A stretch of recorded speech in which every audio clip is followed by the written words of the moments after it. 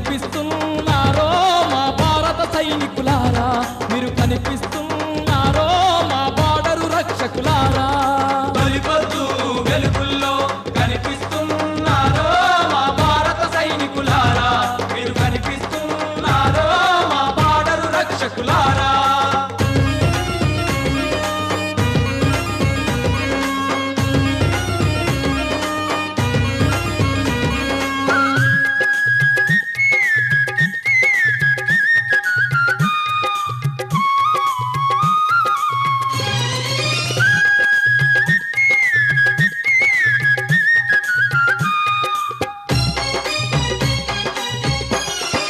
కార్గిల్లో నేలకు ఒరిగిన వీరుల్లారా, అందుక మా జోహార్లు మా అమర జవానులారా, అందుక మా జోహార్లు.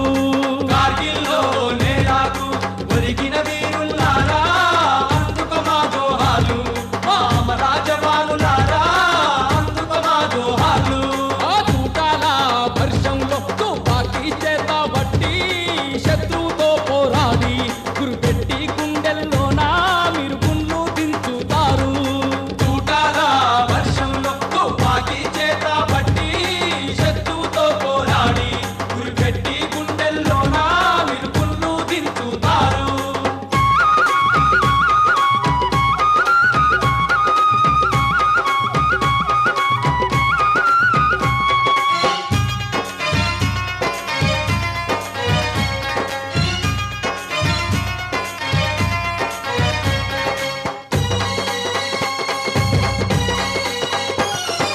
గన్నుతో కాల్చిన మీరు వెన్ను చూపారన్నో మా వీర జవానులారా, మీరు తిరగా పడుతారన్నో పులి బిడ్డోలే గర్జించి.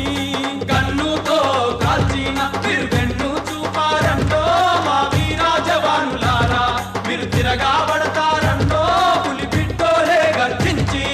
కంటికి కునుకు లేకుండా మీరు కావలిగాస్తారన్నో మా వీర సైనికులారా, మాకు రక్షణనిస్తారన్నో మా బార్డరు సైనికులారా. కంటికి కునుకు లేకుండా మీరు కావలిగాస్తారన్నో మా వీర సైనికులారా, మాకు రక్షణనిస్తారన్నో మా బార్డరు సైనికులారా.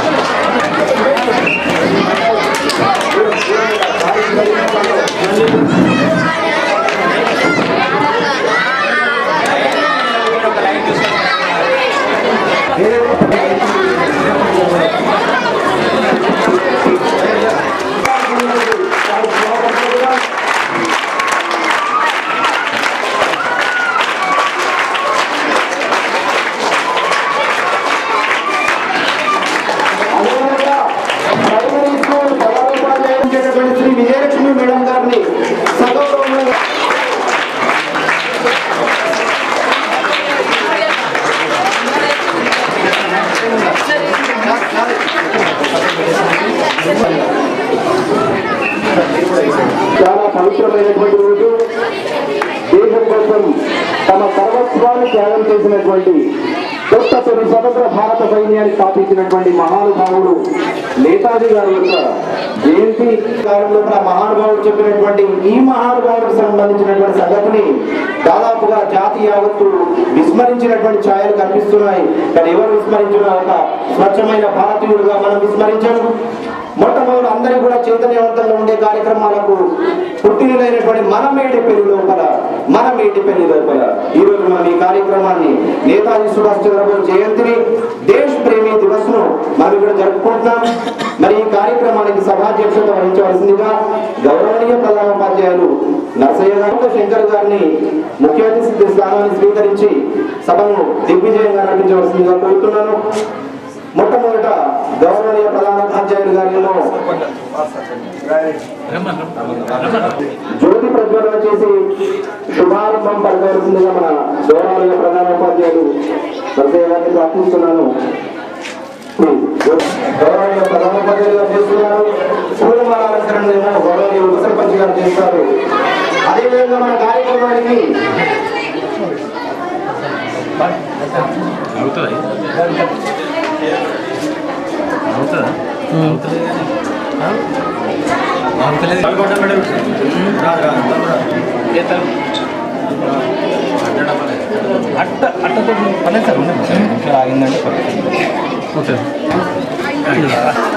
ఆ రోజు సాంప్రదాయం అలాంటి పూలమాల అలంకరణతోటి ఈ రోజు మన కార్యక్రమాన్ని ప్రారంభించుకున్నాం.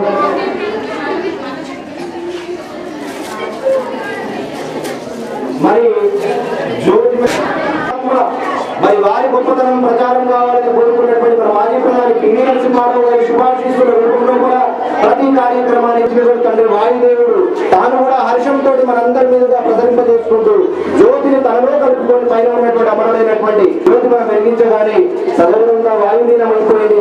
ఇది కూడా మనకు హర్షకారణమని భావిస్తున్నాము.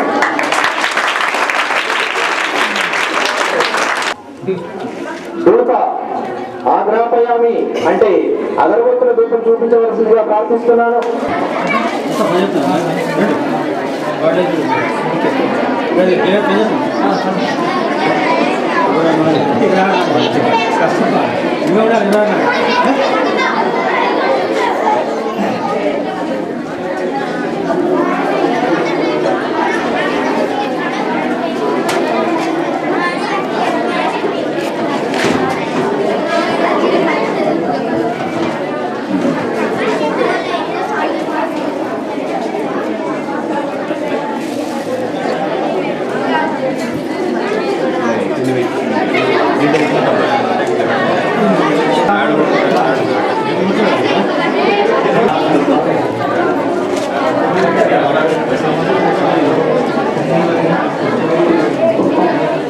ఇప్పుడు మనం వందే మాతరం గీతాలతో కార్యక్రమాన్ని శుభారంభం చేసుకున్నాం. మైకులో ఉన్న వందనంతా కూడా నేతాజీ గారి పట్ల కేంద్రీకరించి పవిత్రమైన మనసులతో అనవసరమైన మాటలు మనం మాట్లాడుతున్నా నిశ్శబ్దంగా ఉండగలగడము లేకపోతే సదవులో మనం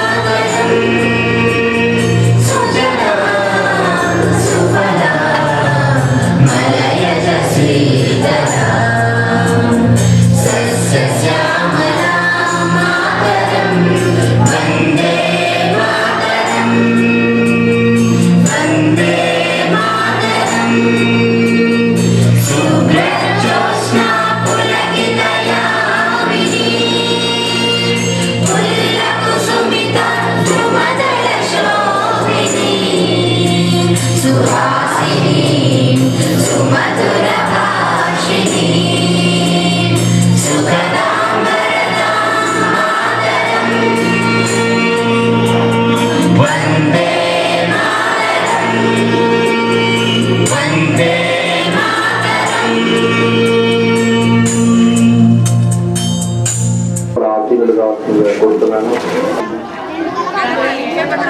మరి సుభాష్ చంద్రబోస్ గారి గురించి కొంత నేను తెలియపరిచిన తర్వాత మన ముఖ్య అతిథులు సభాధ్యక్షులు గౌరవనీయ ఉపాధ్యాయ బృందం యొక్క సందేశాలు ఉంటాయి.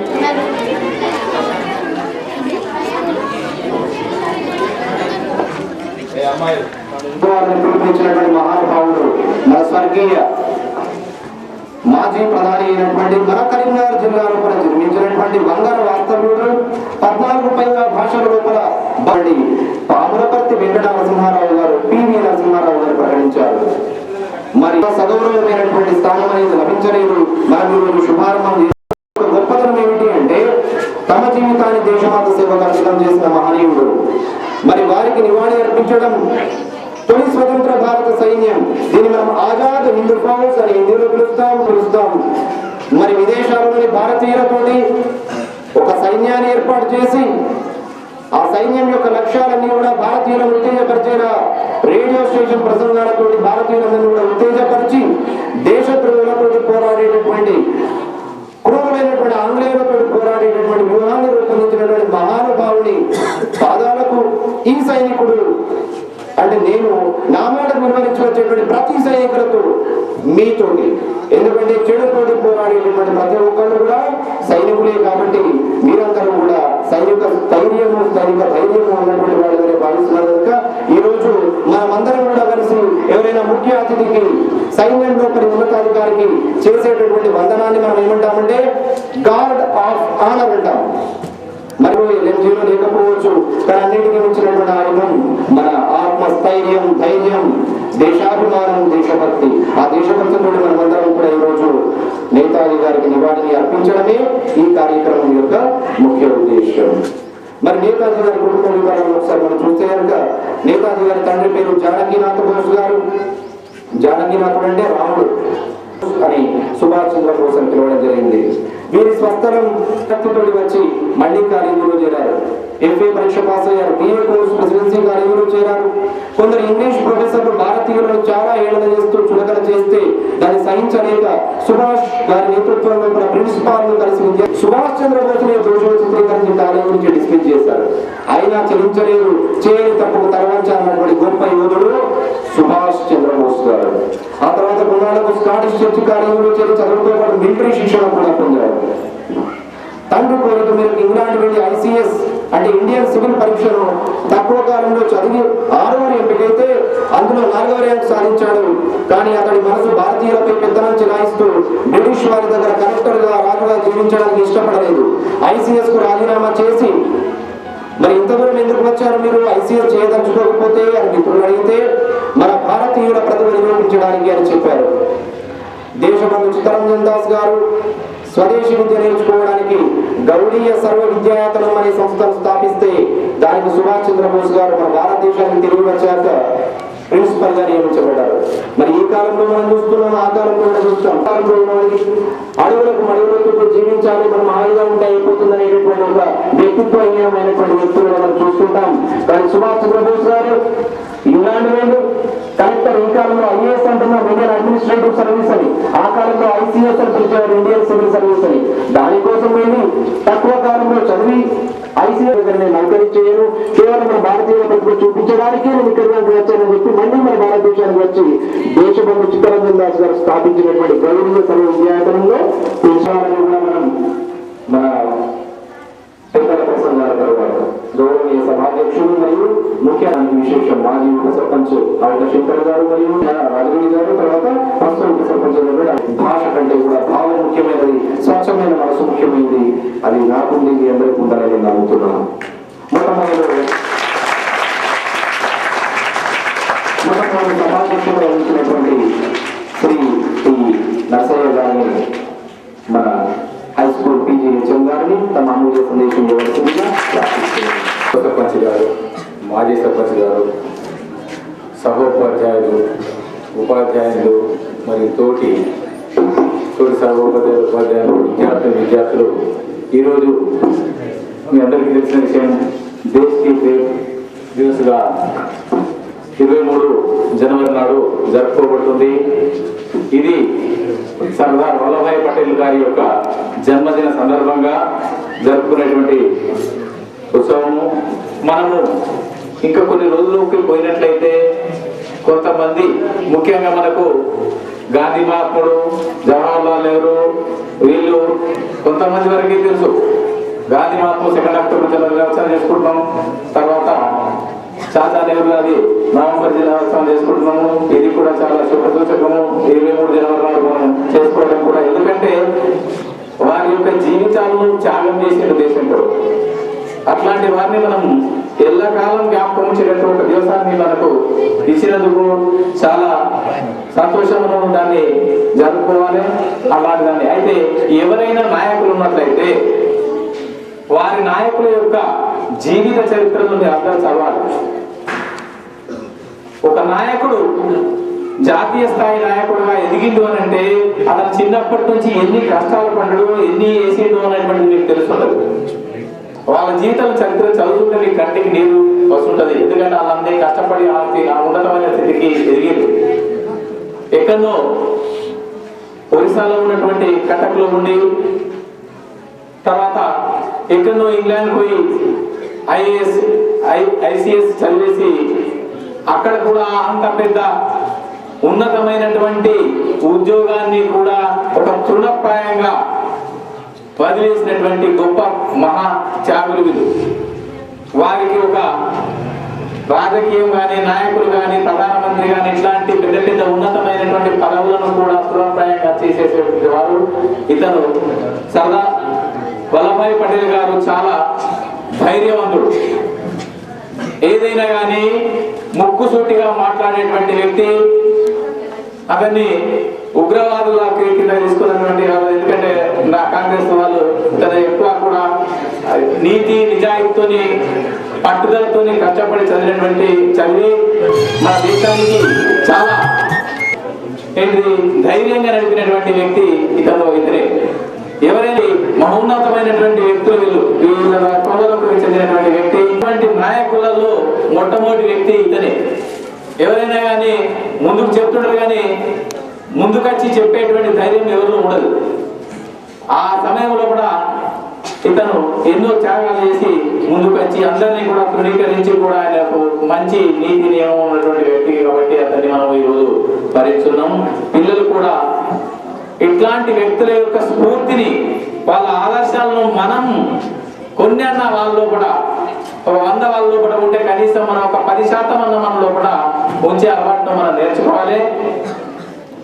రాష్ట్ర ప్రభుత్వం చేసినటువంటి ఇది విమాన ప్రమాదంలో కూడా చనిపోయిండు, ఆచూకీ లేకుండా 40 సంవత్సరాలు కూడా తర్వాత అతనికి జరిగేసింది. ఇట్లాంటివి కూడా చేసి ఎంతో చేసినటువంటి త్యాగమూర్తిని మనం ఎప్పుడు కూడా మర్చిపోవద్దు. ఎప్పుడు కూడా ఈ దివసాన్ని చేసుకుంటూ ఎప్పుడు స్మరించుకోవాలి. మరి ఈ కార్యక్రమాన్ని మన శ్రీకాంత్ గారు చేసినందుకు చాలా ధన్యవాదాలు చెప్తున్నా. ఇట్లాంటి చాలా మంచి కార్యక్రమాలు అందరూ కూడా సహకరించి మంచి చేస్తానికి అందరూ కూడా కోరుకోవాలని ముగిస్తున్నాము. Thank you very much sir. మీ అమూల్యమైనటువంటి సందేశం మా అందరికి కూడా ప్రేరణాదాయకం. తర్వాత రాజిరెడ్డి గారు తమ అమూల్యమైన సందేశం అందిస్తారు.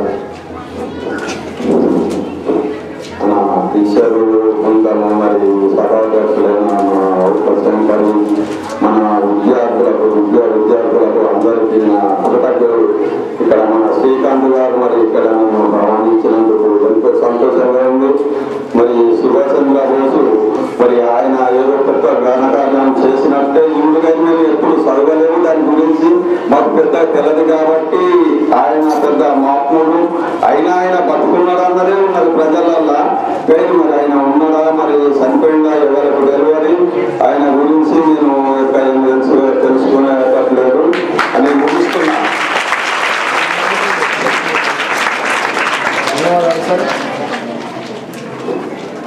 క్లుప్తమైన సందేశంలోనే ఎంతో భావం ఉంది.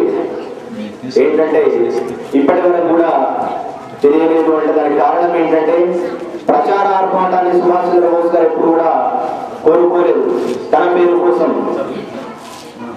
మరి దాని ఇప్పుడంతా కూడా మనం మన ద్వారా అందరినీ కూడా చైతన్యవంతం చేసేటటువంటి ప్రయత్నం మనం చేద్దాం. ఇప్పుడు పాఠశాలలో సీనియర్ స్కూల్ స్టూడెంట్ అయిపోండి ఆమె లక్ష్మణ గారిని నేతాజీ గారి గొప్పతనాన్ని ఉద్దేశించి తమ ఉపాధ్యాయులు సుభాష్ చంద్రబోస్ యొక్క జన్మదిన నిర్వహణ సందర్భంగా అందరికీ కూడా శుభాకాంక్షలు తెలియజేస్తున్నాను. రామిరెడ్డి గారు చెప్పినట్టు నిజంగా సుభాష్ చంద్రబోస్ గురించి చాలా వరకు అంటే దాదాపు 95% ఎవరు తెలియదు. ఎందుకంటే దాని వెనుక ఒక రాజకీయమైనటువంటిది ఉన్నది. రాజకీయ పలుకుబడినటువంటి వ్యక్తుల గురించి పాఠ్య పుస్తకాలలో తర్వాత ఇతరత్ర ప్రచార కార్యక్రమాల్లో ఉన్నాయి. కానీ ఎవరైతే నీతి నిజాయితీగా ఉన్నారో, దేశానికి స్వతంత్ర పోరాటంలో పాల్గొన్నారో మరి వాళ్ళంతా మరుగున పడ్డారు. ఇప్పుడు మనం మహాత్మా గాంధీ గురించి దాదాపు చాలా మంది తెలుసు. అదే మరి అదే రోజున పుట్టినటువంటి మన యొక్క సెకండ్ అక్టోబర్ ఉన్నటువంటి మహానుభావులు ఉన్నారు. ఆయన గురించి చాలా తక్కువ మనము